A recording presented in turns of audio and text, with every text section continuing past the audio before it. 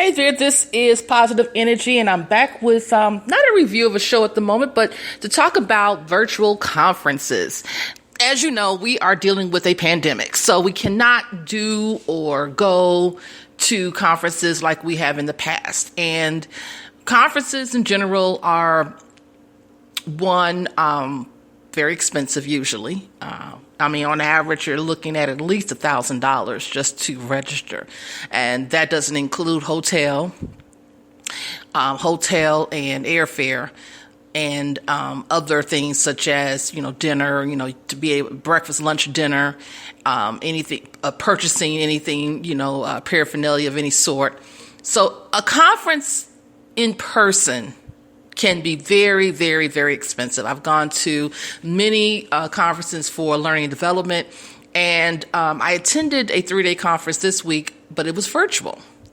My very first virtual conference, and I will tell you that it was a really well put together event because it didn't feel like, okay, we know we're going to do this in-person conference, but now we got to switch everything up and do a virtual conference. It didn't feel like everything was made for a in-person conference, and then they just had to recreate or redo a few things to make it feel like you're at an in-person conference. It didn't feel like that. It felt seamless. It felt like it was created for what the medium was, which is online. And in terms of expenses, obviously, it's far less inexpensive.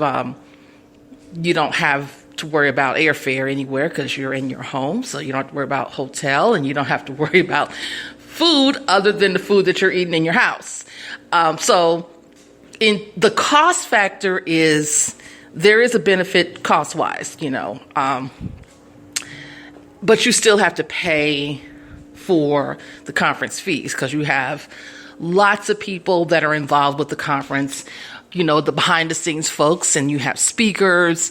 So you do pay still around maybe that same price, maybe a little bit less than $1,000, depending on how long the conference is. This was a 3-day conference.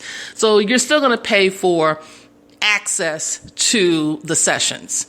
And I will say, when I found out that when we realized that the conference was going to continue, but it was going to be virtual, there was concerns about whether or not, how secure were the sites or the conference information. Because if you've paid for this, you don't really want it to be easily accessible to someone else who, anyone just to be able to join in that didn't pay for things. So, but it was very, there was a lot of detailed information about your registration and how everything, login information for our Slack groups and login information to the actual sessions. So everything was laid out, detailed, and in an easy, seamless manner.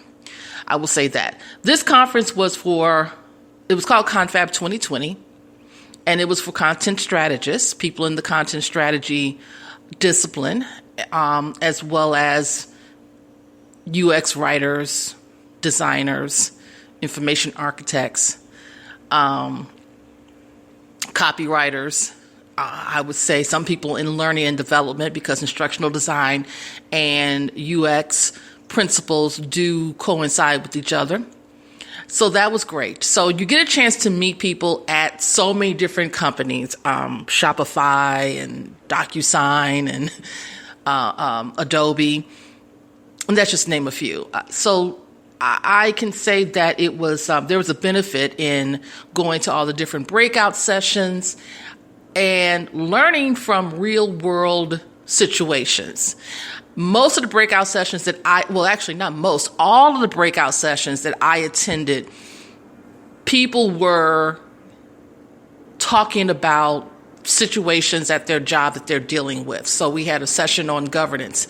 Governance is a hot topic in learning and development as well as UX and content strategy.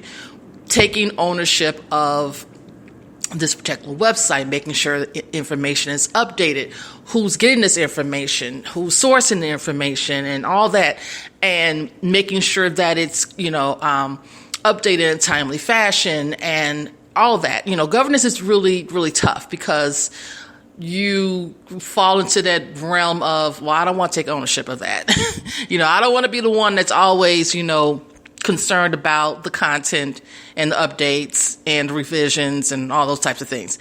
So people were talking about those things from their job in dealing with governance. So we had one person who's working at a company, and it's a shared space for the website. So it's like one part is the hospital and the other part is the fundraising part. And the some messaging coincides, but then there's like, how do you keep that separation? Because you have messaging that's for fundraising and you have messaging about the brand, about the hospital and what the hospital offers. So like I said, real world situations, which is always something that I want to listen to at a conference. I don't like when they make up something and it's not really relatable.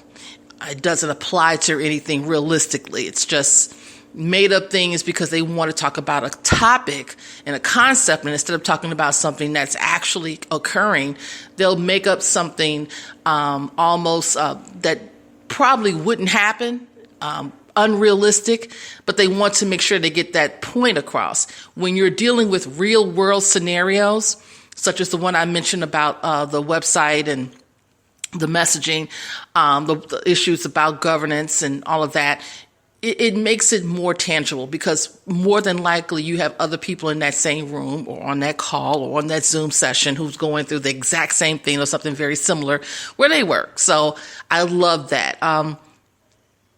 I will say I'm almost zoomed out. All of our sessions were on Zoom. The breakout sessions were on Zoom, and I have been doing Zoom webinars since March. But, it is what it is. I think that Zoom has definitely picked up quite a bit, and I don't think it's going to go away anytime soon. I think people are going to continue on with Zoom and probably WebEx and GoToMeetings, all those other tools will continue to be popular because, this pandemic, although outside is opening up, you still got some people that are going to have some reservations. With Confab, there was also the Pets of Confab. That was different. You would not get that normally at a conference. And that was cute. I think, knowing that there are a lot of people who have pets, wanting to include them in the conference was, it was a break away from all the talk about work and really kind of look at something to get your mind off of the everyday, whatever you're dealing with, and look at something that's going to make you smile. And pets will make almost anyone smile. So they had the Pets of Confab section where everybody, every day would post random photos of their pets trying, sitting next to their computers, their pets interrupting Zoom meetings. They even had what was it? I think on the last, not the last day, but next to the second day, they had a pet show. So they had contests with fashion show and doing tricks. It was really, really funny. I think the most unusual pet that they showed, that I'm not sure if they were going to do a trick or not, were chickens. The person had a dog who did not want to play the piano. Animals going to do what they want to do when they want to do it. And then she brought out 2 chickens, and they just were not really interested in what was going on at Confab. But that was different. I would, you're never going to see that at a conference, bring your pets. What else was different? There's, you have the ability to apply for jobs. They have a job section. They even had a job, breakout session talk about what people are interested in. And they also had people who were there to talk to you about if you're looking to move or change careers or change companies. They'll talk to you about your resume, how you can switch that up, things that you can probably read and look into, maybe some certificate programs, all that. So that was the resourcefulness is really good. And we're able to log into the site and for another year to, reference certain things that we might have missed during the 3-day conference. So I would say this. Do I think that virtual conferences are going to continue? I think aspects of those of the face-to-face conference will include a virtual part of it as well.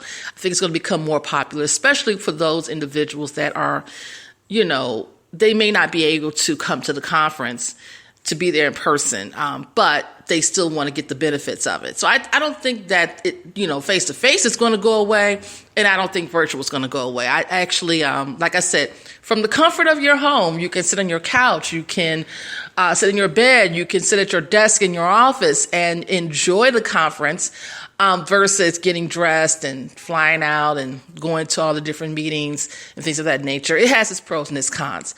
I'm looking forward to going next year. I'm looking forward to seeing how people will approach conferences next year in terms of establishing how they're going to be presented.